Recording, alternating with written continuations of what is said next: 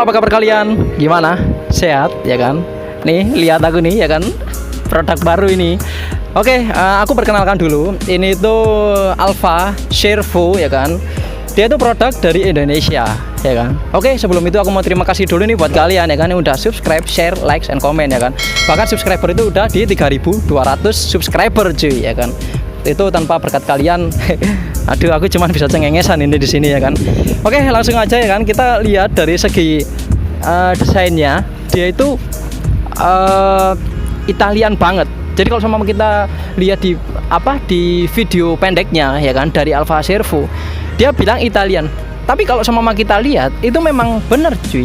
Jadi kalau seumpama logo ini tuh diganti logo banteng ya kan, dia mirip kayak Lamborghini. Apalagi ganti warnanya kuning, mirip sekali kayak gitu.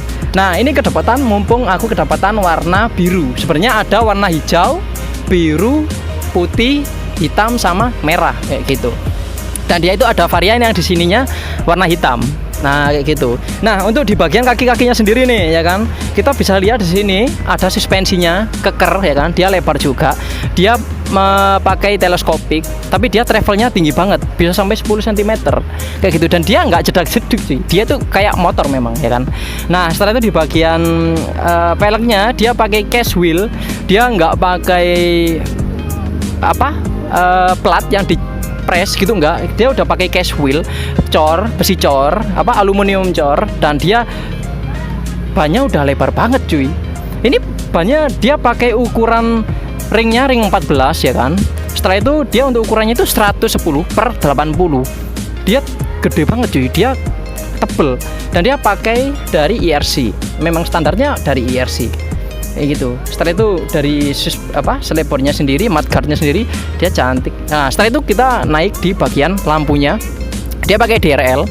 Setelah itu ada 5 lampu LED kayak gitu. Kalau sama di lampu jauh dia 5-5-nya nyala. Kalau sama lampu biasa dia cuma 3 lampu nyala. Tapi itu udah cukup terang sih. Nah setelah itu di bagian sein dia udah pakai lampu LED. Sein kanan kiri depan belakang udah kayak gitu semua. Nah setelah itu di sini ada pijakan kakinya. Nah kalau semua dari depan dia kelihatan lebar ya kan, dia kelihatan gagah gitu ya kan. Dia dengan ada emblem di sini tuh Alfa, jadi keren cuy. Nah setelah itu kalau sama kita lihat ya kan, kalau semua dari foto, dia itu kan kayak dari plat dari besi dari plastik biasa ya kan. Enggak cuy, ini tuh dari metal. Dia dari aluminium cor. Dia dari aluminium cor, lalu dia dikemas dengan karet. Aduh, ini tak lihat itu kayak ini nggak main-main bikin produk memang ya kan. Biasanya kan orang bikin produk itu kan agak sedikit nyeleneh gitu ya, sedikit aneh kayak gitu ya kan. Nah setelah itu kita dari atas ya kan, dia ada tombol di sini tuh sebenarnya standar banget, tapi yang bikin aku kelihatan wah itu dia ada aksen warna biru sama merahnya ya kan. Jadi di bagian sebelah holder kanan ini dia itu ada engine card-nya. Setelah itu ada pilihan riding mode. Nah setelah itu ada tombol boost. Nah tombol boost itu dia semacam kayak daya tambahan gitu. Kalau semua kita mau nyalip ya kan, kita aktifin ini, lalu dia 20 detik dia bakalan kayak narik gitu. Dia lebih kenceng dari biasanya kayak gitu. Nah setelah itu dari handle remnya dia pakai master remnya, dia pakai Nissin ya kan. Pakai Nissin. Untuk cairannya dia pakai DOT 3 ya kan. Dia standar. Atau kalian pakai DOT 4. Nah, dia tahan sama panas. Nah setelah itu dari remnya sendiri dia udah CBS. Tapi ini beda sama CBS-nya Honda ya kan. Kalau CBS-nya Honda itu kan Senin Kemis ya kan. Ada yang bilang kayak gitu. Kalau ini enggak. Jadi ketika kita rem belakang, dia rem depannya itu hanya sekian persen dia ngerem. Jadi dia nggak ngambil full. Kalau di CBS-nya Honda itu kan ketika kita rem belakang, itu kan dia ngambil full depan juga ya kan. Otomatis kalau sama kita jalannya licin, kita bisa terindikasi kita bisa jatuh kayak gitu. Kalau ini enggak. Jadi dia itu ada pengaturannya. Dia itu kalau sama kita rem belakang, depannya itu nggak begitu ngunci langsung set gitu, enggak kayak gitu. Nah ini berhubung depan sama belakang itu dia pakai disc brake ya kan. Disc brake-nya juga yang depan pakai Nissin kalipernya, yang belakang juga pakai Nissin, dan dia itu dual piston ya kan. Dan itu pengeremannya cukup bagus banget ya kan. Nah setelah itu di holder sebelah kirinya dia itu ada lampu, ada sein, ada klakson, dan ada tombol R-nya. Jadi ini memang standarnya motor listrik sih ya. Motor listrik itu kan semua ada tombol R-nya. Ya mungkin buat teman-teman yang nggak pernah pakai motor listrik, pakai tombol R itu aneh gitu ya kan. Tapi kalau sama kalian udah biasa pakai tombol R, kadang alay dikit gitu pakai tombol R kayak gitu. Nah, setelah itu dari dari bagian instrumen sendiri, di bagian indikatornya dia ntar ini nyalakannya gimana? Ini karena dia pakai keyless cuy, jadi sedikit ada effortnya. Oke, ini memang kagok cuy ya, karena memang ini tuh bener-bener keyless coba ya. Kalau sama kita cek untuk kunci sendiri itu modelnya kayak gini. Nah, modelnya kayak gini, jadi mirip kayak motor yang keyless.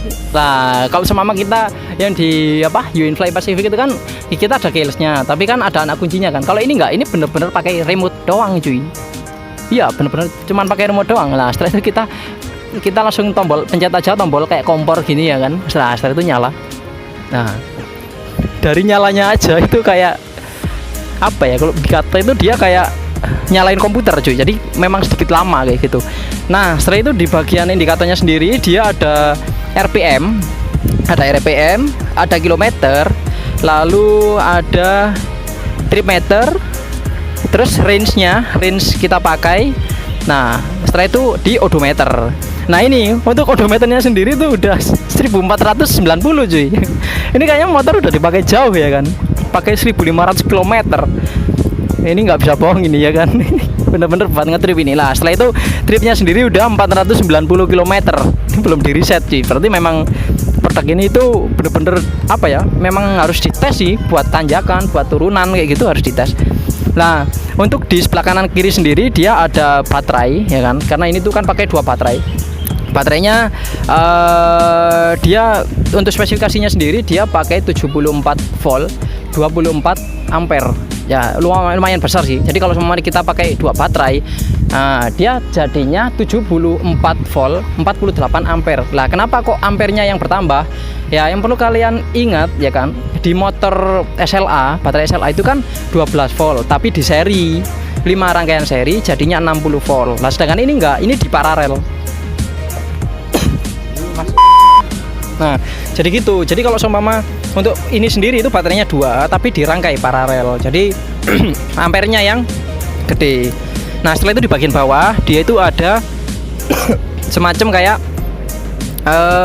termogan, kayak termo gitu loh. Jadi dia itu ada pengingat suhu. Nah ini suhu yang atas itu untuk suhu baterai. Nah yang bawah dia itu untuk suhu dinamo. Jadi memang ada pengingat suhunya. Untuk di bagian sebelah kanan dia itu ada baterainya sendiri. Nah yang sebelah atas itu ada 80 volt. Nah itu memang tekanan tegangan baterainya itu 80 volt. Di bawahnya itu ada ampernya. Jadi semakin kita gas nanti ampere itu berjalan. Jadi yang dibutuhkan itu untuk jalan sekian itu berapa ampere kayak gitu. Itu lengkap di sini ya kan. Nah setelah itu mundur di bagian sini. Nah di bagian sininya itu ada baterainya cuy. Jadi kalau semua kita buka itu kayak gini di bagian seat. Nah setelah itu kita buka kayak gitu. Nah ini bukanya harus hati-hati ya, karena memang lock, ada double locknya. Nah untuk baterainya sendiri dia ada 2, mirip yang aku katakan tadi. Jadi dia itu di paralel. Untuk baterai sendiri gila ganteng cuy baterainya. Jadi proper banget, dan ini bisa dibawa kemana-mana, bisa langsung diangkat, bisa taruh sini. Nah aku dapat info itu bisa dicas sambil dibawa ya kan. Untuk adapternya sendiri dia berbeda. Kalau seumpama di motornya itu dia colokannya kayak gini ya kan. Nah ada di sini colokannya. Nah seperti ini. Nah setelah itu di bagian sebelah kiri itu cuman USB port. Jadi kalau seumpama kalian mau cas di luar itu harus dengan adapternya sendiri. Nah mungkin nanti ketika pembelian ada adapternya sendiri. Cuman sekarang kita nggak dibawain ya kan, karena kita fokus untuk nge-review bagian luarnya aja kayak gitu. Nah setelah itu kita mundur di bagian belakang. Untuk joknya sendiri dia empuk. Dia lebih empuk daripada Honda, tapi dia nggak seempuk Yamaha kayak gitu. Tapi overall enak sih. Nah setelah itu kalau semua kita lihat dia itu proper banget cuy. Di bagian sini, di bagian dalamnya sini.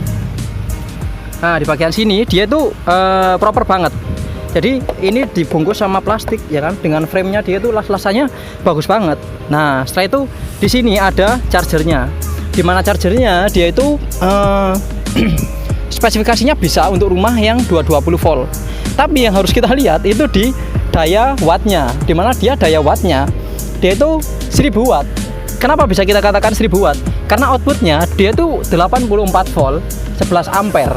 Nah, untuk mencari watt dia itu bukan berarti dikalikan antara volt sama ampere. Jadi kayak gitu untuk pembacaan di wattnya. Jadi untuk wattnya sendiri dia 1000. Jadi kalau seumpama rumah kalian itu 450 watt, jangan berharap bisa pakai unit ini ya kan, karena sekali colok jeglek cuy. Ya kecuali kalian nitip ke Alfamart terdekat gitu ya kan, mungkin bisa. Ya kayak gitu ya kan. Nah setelah itu sini ada nomor rangkanya kayak gitu. Nah setelah itu turun di bagian sini ya. Aduh, gila, keren cuy. Kalau semua kita lihat gini, kita teringat motor apa coba? Kalau semua aku liatin itu aku teringat sama Ducati Panigale cuy, karena hampir mirip kayak gitu ya kan. Bedanya kalau Ducati Panigale dia ada knalpotnya di belakang undertail sini ya kan, ada knalpotnya. Kalau ini tuh enggak cuy, dia bersih. Oh setelah itu sini ada covernya, cover engine-nya. Dia dengan dinamonya dia 4000 watt. Iya 4000 watt, bayangin aja 4000 watt. Nah ngomong-ngomong untuk tenaga 4000 watt, dia itu otomatis sudah pakai STNK. Nah kayak gitu. Nah untuk STNK-nya nanti kita bahas di video selanjutnya ya kan, STNK sama test ride. Jadi kalian tetap pantengin aja video ini ya kan. Nah seperti yang aku bahas tadi ya kan, untuk depan kan dia pakai disc brake, untuk belakang dia juga pakai disc brake cuy. Jadi depan belakang udah disc brake, dia sama-sama pakai Nissin dan dia itu udah dual piston kayak gitu. Jadi lebih lebar gitu. Jadi memang kelihatan menarik ya kan, kelihatan puas banget ya kan. Nah setelah itu di sini ada spakbornya juga ya kan, ada spakbornya juga. Nah di spakbornya ini tuh kayak nggak ada bracketnya, jadi dia itu clear. Tapi bracketnya dia ada di sebelah sini ya kan, di sebelah kirinya. Nah di sebelah kirinya itu ada apa aja sih? Di sebelah kirinya itu ada suspensinya, dimana suspensinya itu dia bisa di-adjust ya kan, sesuai dengan kebutuhan kalian. Itu dengan memutar tuasnya di sebelah kiri. Tapi itu harus dibawa ke dealernya ya kan, untuk kita cek, kita set sesuai dengan kebutuhan kalian kayak gitu. Nah setelah itu di mesin ini dia karena pakai mid engine, jadi mesinnya di tengah, beda sama kayak T3 habis itu Pro Max kayak gitu kan, dia ada di hubnya. Nah sedangkan ini enggak, ini ada di tengah. Jadi otomatis di bagian sini dia ada penggeraknya, semacam kayak CVT kalau di motor. Otomatis dia menggunakan oli kayak gitu. Nah karena dia menggunakan oli, dia ada harus pergantian. Tapi tenang, dia selama pergantian dia bisa digaransikan di dealernya kayak gitu. Nah untuk olinya sendiri dia nggak begitu makan nggak begitu memakan oli kayak Nmax kayak itu kan, dia vampir oli. Kalau ini enggak, dia olinya cuman buat ngebasahin gearnya aja. Jadi kalau sama kita nyalakan lalu kita bunyikan ya kan, dia itu ada bunyi seperti motor masa depan kayak gitu. Seumpama ya kan, kita nyalakan. Nah coba ya kita rasakan bunyinya kayak gimana. Oke, ini untuk kondisi eco. Jadi untuk kondisi eco dia kayak gini suaranya.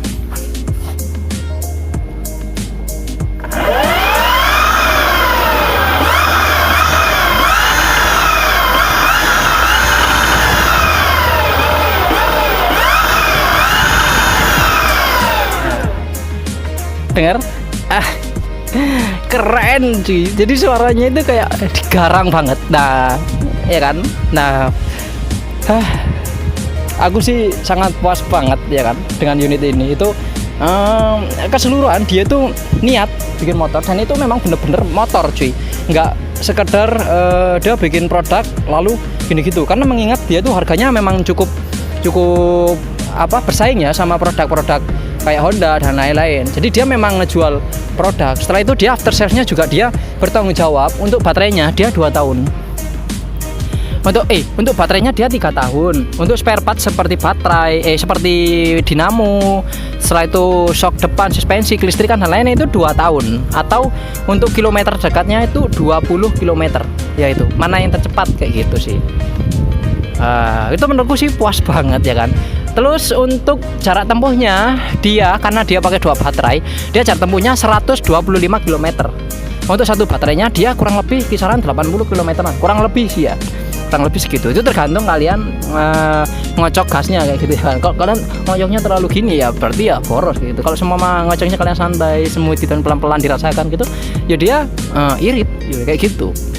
Jadi mungkin itu aja yang bisa aku share ya kan. Kalau semua kalian ada kurang atau ada pertanyaan ya kan yang bikin kalian kepo, ya monggo silakan langsung aja ya kan, tulis di kolom komentar.